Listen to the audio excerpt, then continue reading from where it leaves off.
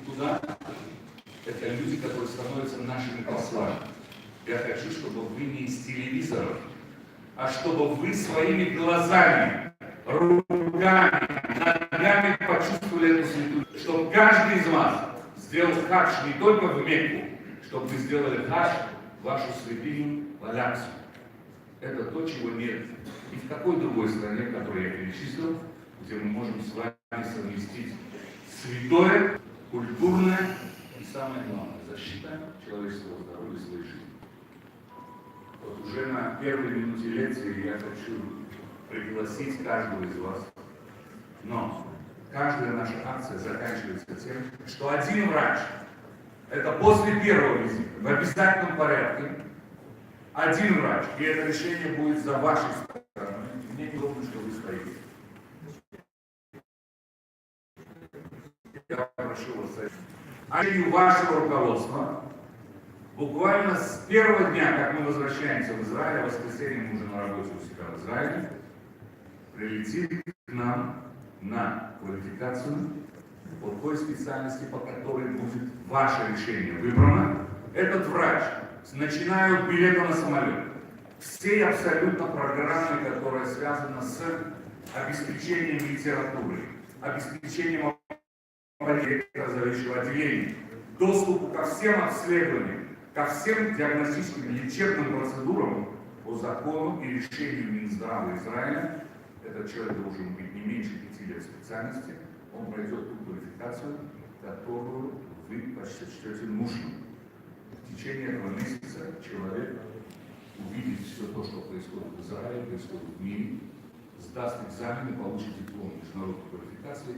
И я убеждаю вас, что может быть это таким же американский или израильский профессор, может быть он не получит этот опыт сразу, но он станет, безусловно, станет лучшим то, что есть в Таджикистане, потому что безусловно, этот врач поднимется на 3-4 этапа выше, и мы предлагаем сегодня человека на полное обеспечение на безвозмездной основе, лечение, обследование у нас в клинике Хоров, того тяжелого пациента, которого мы посчитаем. Так заканчивается наш. Кто будет этот врач и кто будет этот пациент? Завтра на пресс-конференции мы хотим это. И с последующими визитами, на которые мы очень надеемся, что вам будет интересно общаться с нами. И здесь, в Таджикистане, и у нас в Израиле, и на нейтральной территории в любой стране мира, где наши коллеги присутствуют на таких подобных мероприятиях. Вот сегодня с нами сидит профессор Пер. Это человек, который буквально неделю назад с 30 тысяч офтальмологов на конгрессе в Чикаго, который является самым большим конгрессом в мире, был назван человеком года и был назван офтальмологом мира. Вот я прошу вас.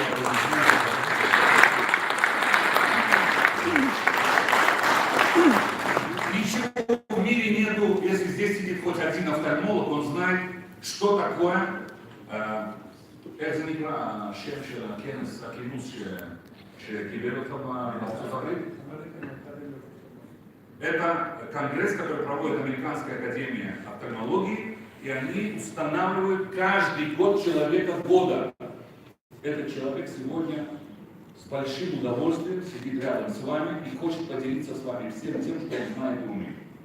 Ваш земляк, профессор Давид Исраэль, который родился здесь, который вырос в Душанбе, провел впервые в мире оперативное вмешательство, которое без специального разреза, особенно он хочет представить вам и поделиться с вами, катаракта, которая получила совершенно другое решение. Когда после катаракты не нужно одеть очки, а это мультифокальный хрусталь, который дает возможность видеть то, что человек не видел никогда. Вы знаете, что мы сегодня первая страна в мире по патенту на душу населения. Это молодые ребята, 25-30 лет, которые рождают каждый день какие-то будущие Нобели, это будущие Билл Гейтсы, их выкупают в мире, вы понимаете, с руками, с ногами, с Израиля за сумасшедшие деньги. Китай, Москва, но это страна и город, который сегодня летит по патенту на душу населения, в том числе по патенту медицинским. И каждый из этих врачей представит вам сегодня такой патент. Если здесь есть офтальмологи, если вы слышали, что впервые в мире родилась инъекция Авастина внутрь глазного дна при гипертензивной ретинопатии, при диабетической ретинопатии, кто впервые описал и кто предложил миру эту инъекцию Авастина в глазное дно, это профессор Пер.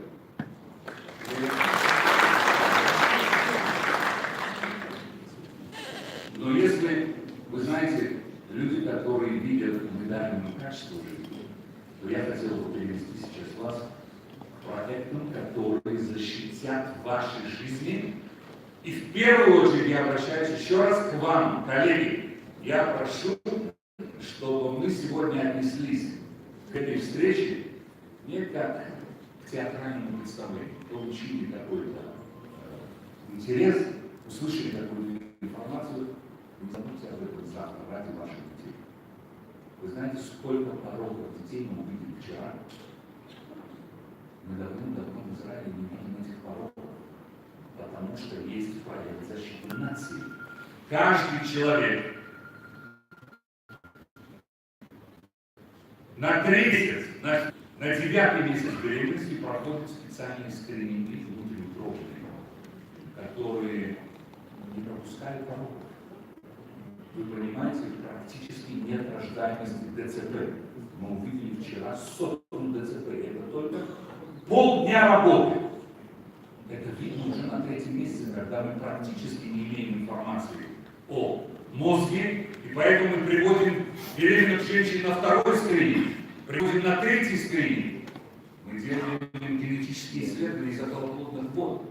Мы знаем, что вам тяжело, потому что этот менталитет в народе сегодня еще не созрел. Мы хотим с вами вместе помочь таджикскому народу созреть и сказать: я хочу знать, что есть у меня. А не наоборот, как жили люди в Советском Союзе, лучше не знать. И этот менталитет сохраняется до сегодняшнего дня. Поэтому подавляющее число населения не идет на скрининг. Не идет. А я говорю с вами о том, каким будет наш народ завтра. Почему наши бабушки в 90 лет на пляже бегают в кроссовках? В 90 лет. Это вопрос менталитета. Я понимаю, что это нелегко. Они живут. И они показывают, что они не хуже, чем молодые. Каждый, кто приедет, знает, мои гости. Каждый, кто здесь сидит, я вас лично заберу в 6 утра на набережной, которая 15 километров. Набережная Хамора. Вы знаете, вы почувствуете, что в 6 утра, как будто 2 часа дня. Тысячи людей бегают и ходят ради своего. Мы предлагаем вам горы для того, чтобы мы прожили, если вы начнете делать это сегодня, и будет подавляющее большинство в зале, старше 45 лет. Что же доктор Барак такого необычного вам предлагает? Так вот в том и дело, что это совершенно обычные вещи. Никакого фокуса здесь нет. Есть абсолютно доказанная медицина, которую я хочу предложить вам. И еще раз, начиная все-таки с того, что мы через 20 лет, то, что говорят наши ученые, мы видим на первую причину заболеваемости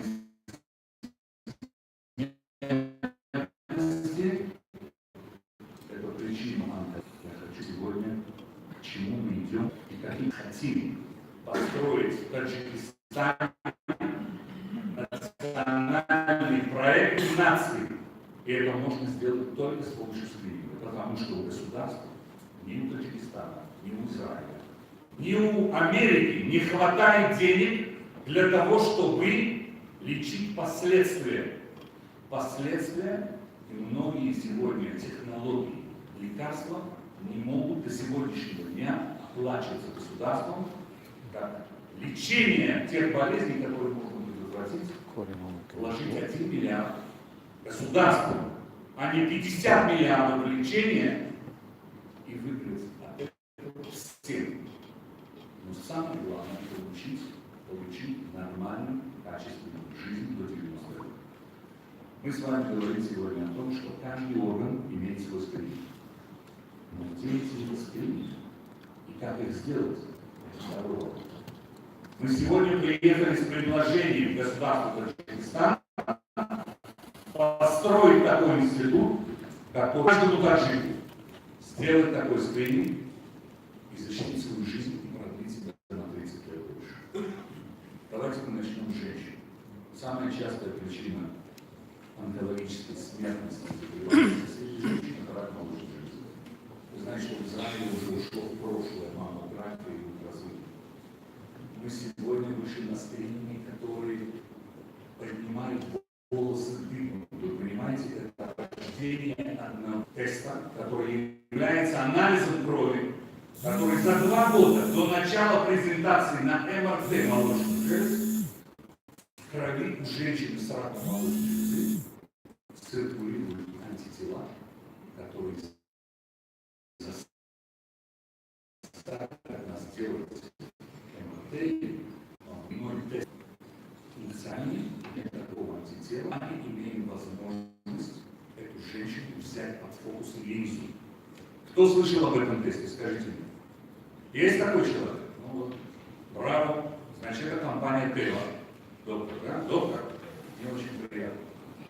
Пока что вопросов нет, я надеюсь, что они сейчас начнутся. Сколько женщин сидит в этом зале? Посмотрите. Ну, ровно половина. Вы понимаете, что это половина жизни? Это самая частая причина смертности у мужчин это ЛФТ, у женщин это рак молочной железы. Он растет, если в мире имеем 1 из 6 женщин, вы знаете, каждая 6-я женщина в возрасте до 60 лет разовьет рак молочной железы. Сегодня уже далеко не каждая 6-я. Сегодня нет такой статистики пока, которая зафиксирована в Всемирной организации здравоохранения, но Россия уже дает каждую 5-ю женщину. Казахстан сегодня уже каждая 4-я женщина. Вы представляете себе, о чем я говорю? Теперь это должно стать скринингом этих антитела, которые покажут нам, антитела достаточно выполнить раз в год, которые за 2 года до начала радиологической презентации рака покажут нам с вами, что начинает развитие аденокарциномы в молочной железе, которая уже имеет иммунитет у человека. О каком МРТ с вами говорим, о какой маммографии, да, безусловно, это придет дальше, это придет потом. Но вы знаете, у нас в Израиле нет ни 3-й, ни 4-й стадии рака. Нет таких вещей больше. С одной стороны в ужасе, с другой стороны с удовольствием смотрим и видим новый текст. Вот этой книги, которые надо написать за неделю, чтобы увидеть то количество пороков, то состояние, особенно детей. Вы знаете, это ножом режет сердце, что мы рядом. Мы можем вам помочь, мы хотим вам помочь с тем, чтобы этого не произошло. Москва, великая Москва, которая была в Советском Союзе, вы понимаете, вот божественной столицей, они не справляются с множеством пороков. У беременных женщин отправляют на эти скрининги в Израиль, потому что это родина внутриутробного скрининга, ультразвуки, которые не пропускают порог. Я хочу, чтобы эти люди были здесь. Это профессор Борошный, это профессор Вайсман, это профессор Гольштейн, это люди, которые написали в текстбуке по внутриутробной диагностике плода. Я уверен, каждый из вас, своих родных, вы приведете беременную на 3-м месяце для скрининга, чтобы не пропустить порог и не наказать семью на всю жизнь. Избавиться от этого ужаса. И всю жизнь наказаны за то, что вы сделали вот эту простую проверку за 30 минут. Когда женщине нужно предложить избавиться от этого плода, если это какие-то религиозные обоснования, ну я не знаю, у нас в Торе, я уверен, у вас в Коране написано, что это если для жизни и для здоровья человека, то есть право это хотя бы человеку рассказать, а затем уже, как называется, семейный маслаха, семейным советом решить, оставить такого Скажите мне, кто последний раз выполнил яство колоноскопии? Можно спросить, поднять руку, из коллеги врачей? Я продолжаю следующий скрининг. Я продолжаю скрининг желудочно-кишечного рака. Вы знаете, что мы называем раки от простаты, от прямой кишки. И самый агрессивный рак. Я даже не вижу одного человека, или вы стесняетесь, но мы коллеги, врачи. Или вы стесняетесь, или вы действительно не делаете это преступление против каждого себя.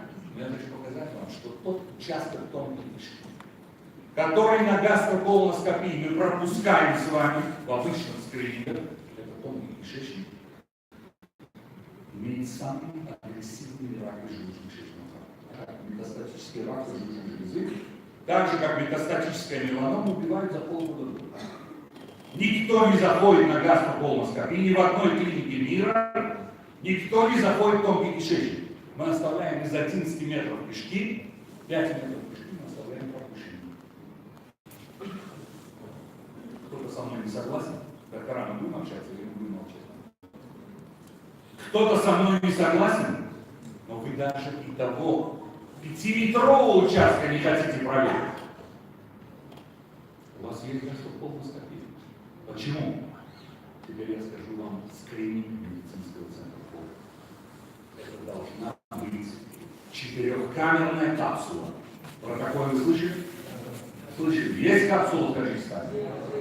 Слава Богу. Вы даже гастроколоноскопию не делаете. А какой капсулу вы учили?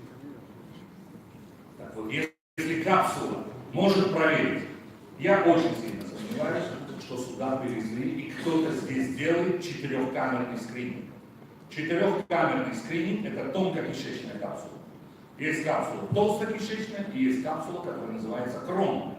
От рта до прямой кишки. Мы имеем 4 камеры. Это израильский патент. 2 камеры смотрят вперед, 2 камеры смотрят назад.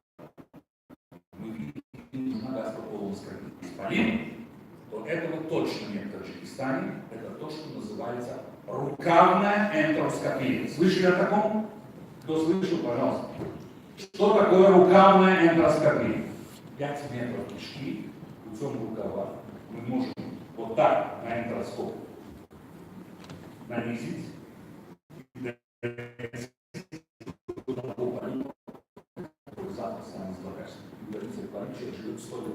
и в тонкой кишке политов увидел на тонкой кишечной капсуле, которая в Куреле является скринингом.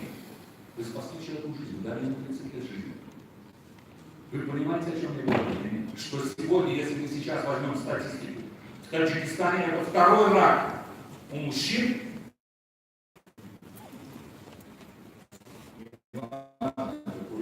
Лично это наша национальная особенность, у меня как мы едим то, что мы едим. Стать японцами, которые живут. Почему?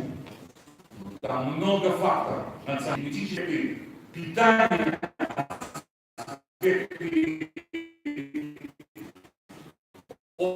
образа жизни, это все вместе. Это не то, что мы только едим. Еда и наш специфический аспект алиментарного потребления. Что вам нет. Нас кормят здесь, в Таджикистане, 8 раз в день. Вот я говорю, поклон всем, кто нас принимает. Вот низкий поклон. Я прошу вас, вместе с этим вы должны знать, что употребление мяса – это самый сильный фактор риска прямой кишки и толстой кишки.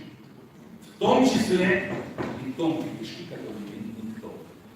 Пока вы не встретили в своей практике, как умирает больной от тонкокишечного рака, вы не оцените никогда то, что я говорю вам, что я хочу, и я это сделаю, чтобы здесь, в Таджикистане, не просто была капсула. Вы говорите, у нас есть. Я хочу, чтобы здесь были технологии. Люди, которые умеют эту капсулу расшифровать, это берет ровно 5 минут. 5 минут Две камеры вперед, две камеры.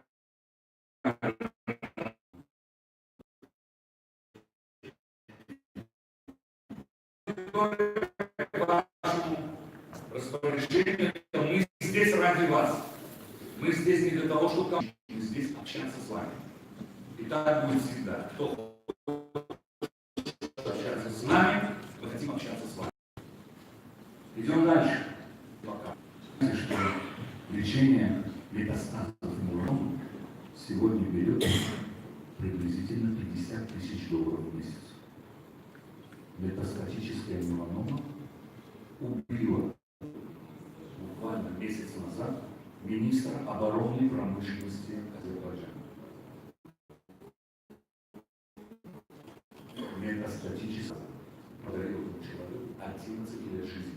Это был беспрецедентный случай метастатическая меланома глаза, которая прожила 11 лет. Диагностировал его профессор. Это не какой-то человек, которого, вы знаете, вы можете прочитать, вы можете услышать, узнать. Этот человек прожил с метастатической меланомой, он мог прожить 90 лет. Если бы этот человек шел на стриме. Вот касаясь меланомы, конечно, это редкое место глаза.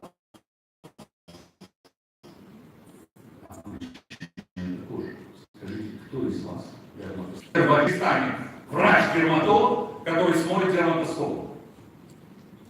Дерматологов здесь нет, я понимаю. Я уверен, что здесь есть люди, которые знают здравоохранение.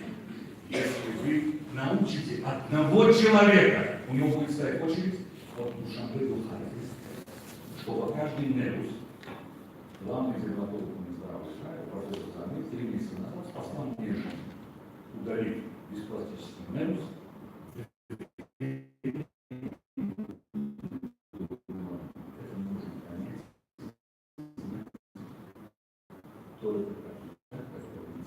Спасаете свою нацию. Сколько людей в этой стране могут платить $50 000 в месяц, чтобы купить Оптио, Ерой и купить Сибиру? Сколько? Я не должен отвечать на вопрос.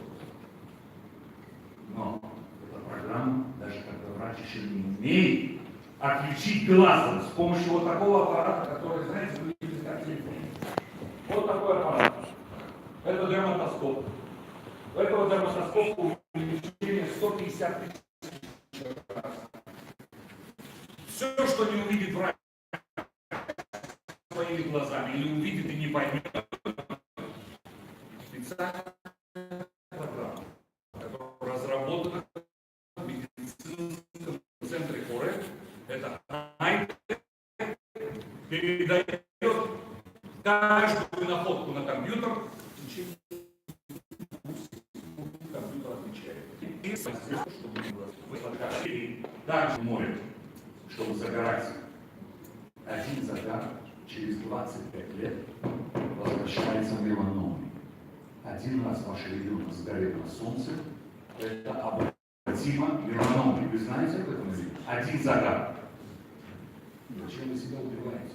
Когда я говорю об этом на Черном море, кто ездит до сегодняшнего дня, ложится вот так, лежит целый день. Это преступление против своей жизни. Но оно уже сделано. Теперь медицина предотвратить метастатическую меланому, которая убивает каждый день 60 000 людей каждый день погибают от меланомы. Вы понимаете, о чем я говорю? Вы ничем не защищены, кроме дерматоскопии. И это целая специализация. И это скрининг, который у вас, раз вы молчите и не говорите это здесь. Есть, врач обучен, программа есть, мы хотим это сюда привести.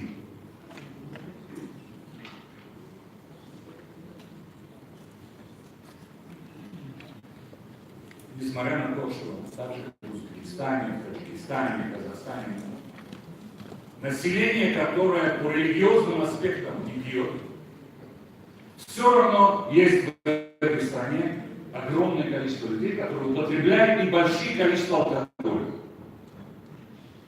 Мы развиваем рано или поздно в связи с приемом алкоголя даже небольших количеств. В связи с гепатитами БЦ мы развиваем 2 рака. рак, который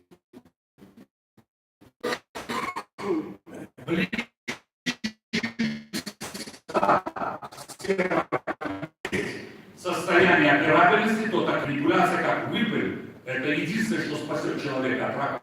Если он операбелен, я очень сомневаюсь, что здесь можно успешно сегодня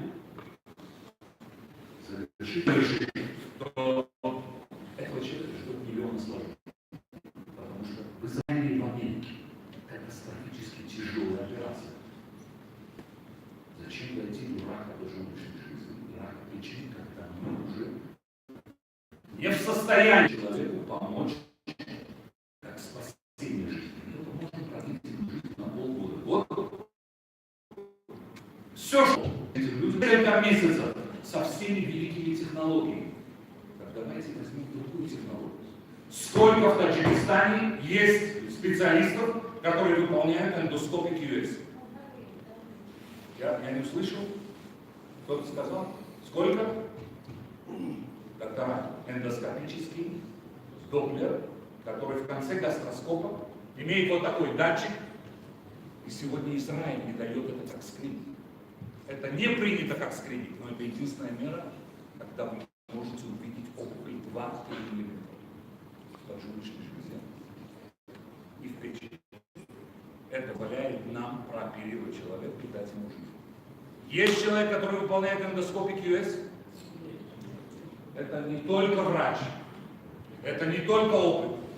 Это технология, совершенно другой ультразвук, совершенно другой эндоскоп. И самое главное, это другая программа. Никакой ультразвук обычный не поддерживает эндоскопический US. Все люди, которых вы знаете, что умерли здесь от рака поджелудочной железы, от рака печени, это люди, потому что не пришли на эндоскопический US. Каждый человек в возрасте старше 45 лет делает этот скрининг у нас в Хуреве, и сегодня государство пока тоже не включает это как скрининг. И только при жалобах на боли в животе, желтуху, подъем трансаминаз, амилаз, липаз, мы начинаем искать эту государственную систему. Начинаем его продвигать. Тогда, к сожалению, оказывается поздно. Даже у нас в Израиле, в Америке, в Европе. Что такое 150 тысяч долларов? Для государства это то, что стоит эндоскопический вес как технология. Гораздо дороже. Это административный ресурс этого врача. Взять, привести, научить, сделать фellowship. Это не месячная программа. Это программа минимум на полгода. Этот врач защищает нацию. Мы с вами спасаем тысячи жизней. Вы понимаете, я хочу остановиться и услышать ваш вопрос. Они должны быть сейчас уже. Я все, что сказал сейчас, я вот клянусь перед этой аудиторией, потому что у нас есть две клятвы. Своим родителям и своему святому делу. Эта клятва сейчас вам, что все, что я сказал вам, вы увидите воочию, если вы наступите на нашу землю, и вы будете нашим гостем. Вы увидите, как это все выполняется тысячами людей. В среднем, я сейчас говорю, берет 8 часов. Это даже не полдня. 8 часов. С учетом того, что человек подготовлен раньше, один раньше. Единственная ситуация, когда кишечник нужно подготовить специальное вещество, вы знаете. Но если мы говорим нетто мероприятия, которые защитят ваши жизни, это 8 часов скрининг всех ваших органов. Я сегодня могу продвигаться на каждый орган и показать вам эти скрининги, все, что связано с легкими, предстательной железой. Это только наши внимание. Скажите, сколько же в аудитории? Я не говорю про пациентов. Я спрашиваю женщины вас, врачей, сколько из вас сделали? Вторая. Все? Скажите, какую вакцину? Какую вакцину? Есть только 2 вакцины в мире. Есть старая печень, может быть, из 100. Вы представляете? И это не только здесь. Что вы думаете, в Москве другая ситуация? абсолютно такая. Абсолютно. Но там, к сожалению, не заканчивается из-за того, что есть проблемы экономики, и не дают говорить. Но я рад, что вы сегодня слушаете. Я вам скажу, что не всегда московская аудитория соглашается слушать. Я получаю ответ от министра здравоохранения и губернаторов. Вы сами справитесь. Ничего не хотите. Просит только общение с вами. Мы хотим поделиться тем, что мы умеем. Что плохого? Ничего. От этого мы с вами только выиграем вместе. Выиграет ваш народ и выиграет наш народ. Потому что каждая спасенная жизнь – это спасение всего мира. Так написано в нашей Торе. Поэтому я здесь, поэтому все эти люди здесь ради вас и ради вашего народа. Спасибо вам. Я хочу отдать слово еще коллегам, если мы с вами договоримся о том, что мы встретимся еще не раз и в Таджикистане, и в Израиле, и на любом другом конгрессе, который только может быть с вами посещен, мы продолжим это общение. А пока что я хочу с великим удовольствием пригласить человека вашего языка. Я понимаю, что здесь нет много остального, но он обязан сегодня стоять на этой сцене. Профессор Исраэль, благодаря Таджикистану, благодаря тому, что он здесь получил то, что он получил. И вот, как сказал наш пресс-секретарь, Родина – это та, где наши предки, и Родина – это та, на чем языке ты говоришь. Пожалуйста, можно вас? Спасибо вам за ваше внимание. Этот человек получил название в Израиле «Глаза Израиля». Этот человек моим родителям подарил 81 год жизни без очков. Оба они прооперированы таким образом, что 81 год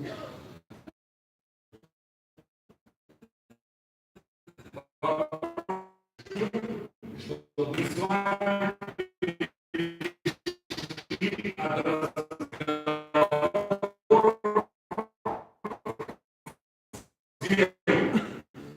и вы знаете, что этого не случится.